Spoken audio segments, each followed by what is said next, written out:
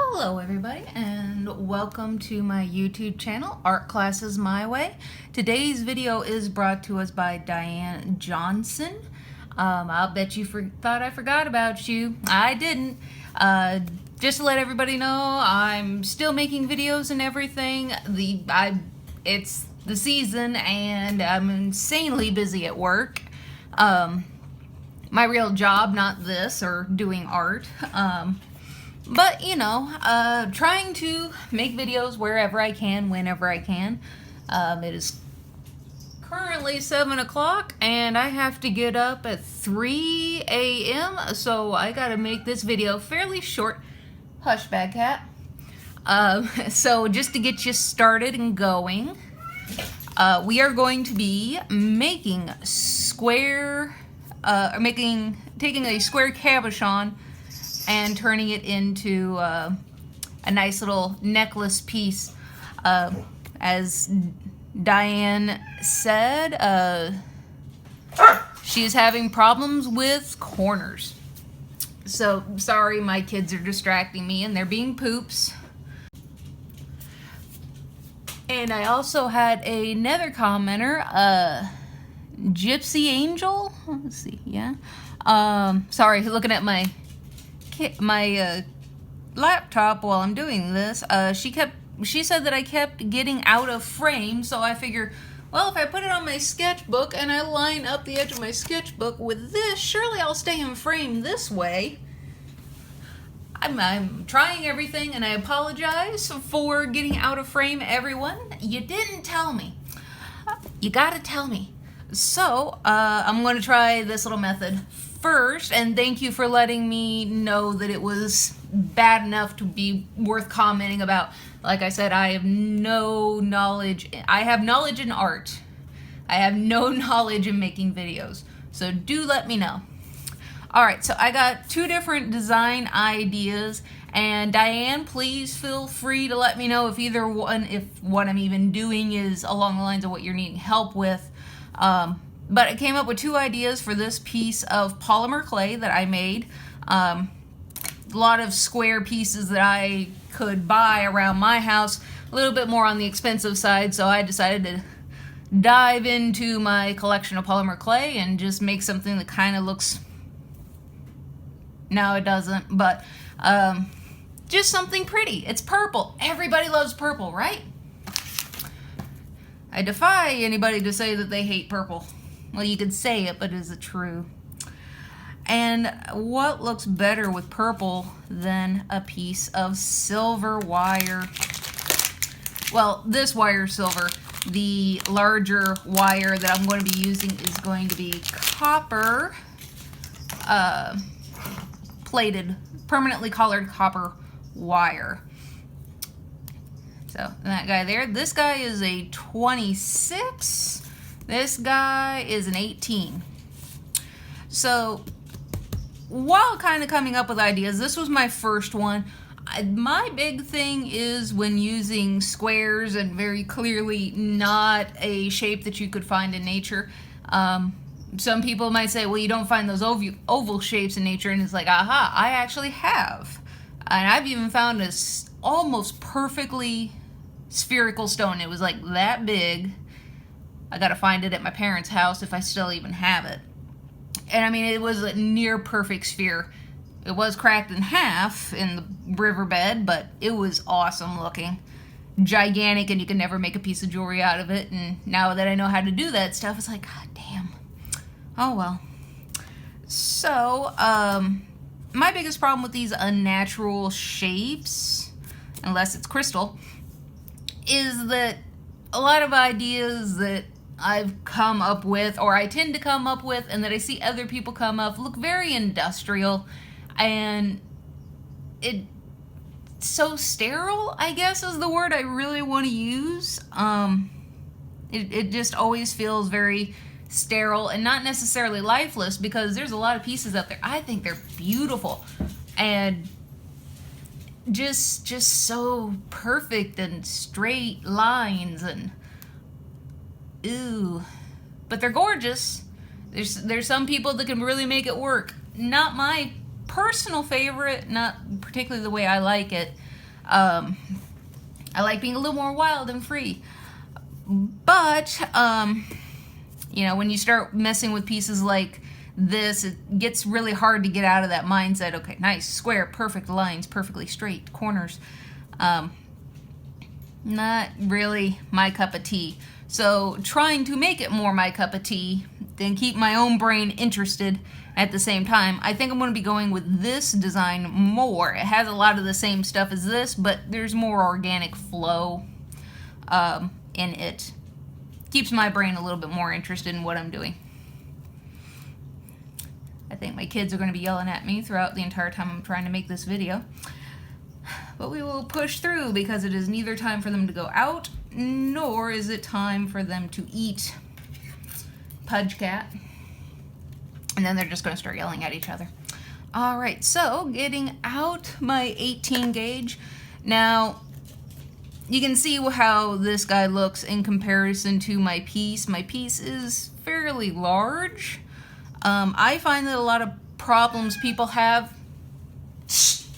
No. I find a lot of problems people have when they are making jewelry, or at least these corner pieces, that they always end up kind of using wire that's too big because they don't like how it is, you know, it doesn't fit so perfectly to the sides. Normally, I find that the smaller the wire you use, your guide wires, then the more you're going to like it because it fits just a little bit better and you can get those tighter corners. So, all right. And I'll take something to straighten that out. I'll worry about it later. Again, I'm going to have to get up really stinking early, 3 a.m., and it's almost 7, so I got to get scooting on this video. All right, so I kind of just wrapped him around here real quick, and I'm going to nip there. Nice. Until I straighten that side out. That side's going to be longer, but it'll do, it'll do. Now I'm going to cut myself about 4 more of those, or 3 more of those. I need 4 total. Or I want 4 total. It'll take 2 to come across the front here, 1 to consistently go all the way around, and worst case scenario, I'm going to at least have 1 coming straight along the back here to keep this corner caught in my piece. So that way, nice backing wire. And scoot, scoot, scoot.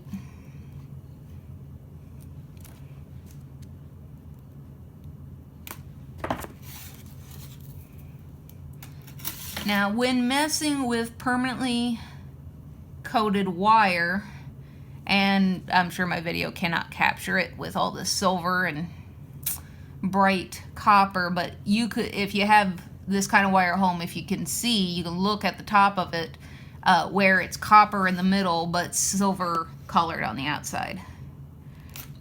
You're going to have to be very careful when messing with this. Because any little scrape, scratch, it's going to show up. It's going to take this permanent, quote unquote, coating off of the outside. But my big benefit that I like about this wire is that I know exactly what metal is inside of this coating when I'm done. Or like you've seen plated stuff, the plating rubs off. Well, uh-oh, underneath it, it was some sort of nickel base, and yay, us with nickel allergies. So, I know what's under there, and that's more important to me. Alright, and scooting this guy around. I'm pushing him down nice and flush, and then I'm bending the corners around, like so.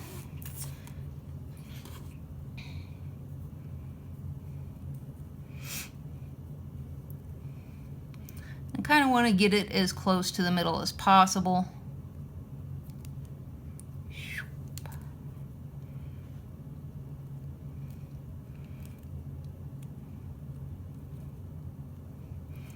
And if you take care of all those little instances where it just feels too far away from the middle or your stone or whatever you're using itself, like you can see a bit of a gap in there. I don't know if you can or not. You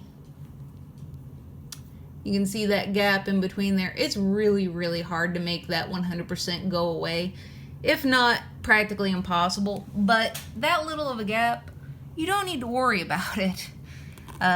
I know there's a lot of perfectionists out there, but trust me, it's not worth the amount of hassle to try to make sure that it is 100% not there. You're going to be needing to get a hammer out, hammer those corners down perfectly flush, and if you have the tools to even do that. And that side ended up being longer than the other, but that's okay.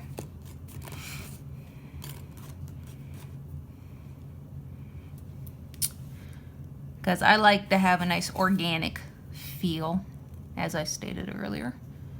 If anything, Art Nouveau. Favorite art history period. Or period in art.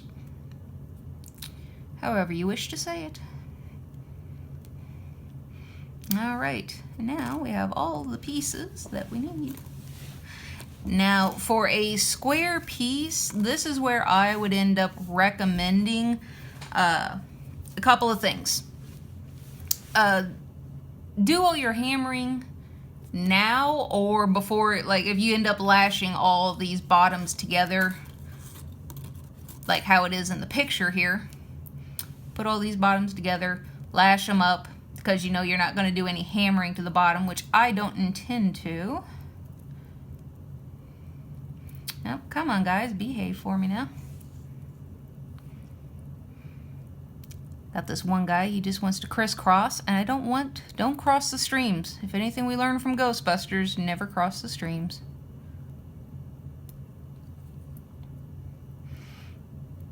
Alright. So, I know I'm not going to be doing any hammering on the bottom so much. So, once I get all these lashed together, now would be the time to start planning to pull pieces out and away. So that way I can hammer them, then bend them back into shape. So I'm going to use my time machine and I'm going to go ahead and get this bottom done. So see you in a second. Alright, and you can see all nice and wrapped up. I am really enjoying this finer wire. Who knows? It just might be a phase. But I definitely wanted to use this smaller wire to keep it from ending up quite as industrial as what I've seen other people do. It might work out, it might not, I'm not sure. So once I get it all wrapped around, I took this end, wrapped it around 3 times around this one wire in between. It's going to be the same for this side. 1, 2, and 3. Yep. And well, one more. Better safe than sorry. Come in here and beep. All done. All right. Now, I often find that if you're wanting to do the decorative element all up the sides, I prefer the ribbon method where you take all these wires and you go ahead and pre-weave them nice and flat, and then you pre-shape them around your stone piece. Alright, sorry for the bit of a jump here. I got all the way to the end of this video and then realized that a good chunk of it didn't even record. So if my wire looks different and everything's in a different position, that would be why. So the next step, I was talking about the ribbon method. So what you do is you just lay these guys out flat. You go ahead and do your pattern over all your wire, and then you pre-shape it the way you want around your piece. So that's that method, but that's too easy. So we are going to do this. So now I have my wire all gone around the way I want. This side is the side that I want to be facing forward, and now, nope, actually it was this side. Fooled you, didn't I? Alright, get in there, guys. So I have these 2 wires coming around to the front. So there's those two, and I have one wire coming around the front on that side. Now these sides are going to be the ones that I worry about bending over to the top. Now I'm going to go ahead and pre-shape and hammer these guys in the next video. I am trying to make smaller videos for everybody so that way they're not bored to tears for forever. But the next part's going to be in this part's going to be in the next video. And if these guys end up not being long enough to make it all the way, as long as it makes it to this first set of wrapping here, I'm more than happy to just cut it off there nice and flush. Because the odds that this wire is going to turn into like a limp spaghetti noodle and just slip right out of all this wrapping is very, very slim. And if it is, then the world's, you know, heated up to the point where we're all dead anyway. So, next part is fairly simple. Got my wire where I want it, along the sides, and bend. And then I'm going to grab this guy and kind of, you know, just eyeball where middle is and bend upwards. And same for this guy here, except probably not crisscrossing, straight away. And then just grab a hold of it using the edge of my square nose and bend. Bend correctly. There we are. And for now, I'm just going to kind of let those guys intermingle crisscross-wise till I get to the point where I'm ready to deal with them. And there we have it. Alright, so that's going to be the end of this video here. These guys are going to turn into this part in the next one, and we're going to finish it off with a little bit of hammering again with my fast forward technique of doom. This time the silence is actually going to be bridged by a recording that I made of it raining in my backyard. So at least there'll be something kind of soothing as opposed to that god-awful racket that I tend to make when I hammer. But hammering's fun. Alright, so you guys know the shtick from here. I do want to make a comment for Steel Phoenix. I apologize, but I know nothing about screen printing. When I do get some time, again, to myself, one, I'll make the next video, and two, I will see if I can't find somebody on YouTube that couldn't help you out with what you are wanting to learn. Again, I don't know anything about screen printing itself. I know mostly painting, clay. I do dabble a little bit with polyclay, but not too terribly much. This piece of polyclay isn't 100% done. I still got to get some finer sandpaper to make him a little bit smoother and nicer looking on the surface. Drawing, painting, watercolors. I probably am not going to show anybody how to do oils because acrylic is similar enough to oils but without all the drying time. Just goes so much faster, and a lot of the same techniques between the two. So yeah, screen printing is traditional, but more what people think along the traditional lines of, you know, like Leonardo and things like that. A little bit of sculpture. So yeah, I'll see what I can do for you, Steel Phoenix. So everybody, you know the routine. Subscribe if you like this video. And I've been finding out here lately from some of the other bigger YouTubers like Jacksepticeye and a few others that apparently likes don't really mean a whole lot anymore with the new YouTube algorithm.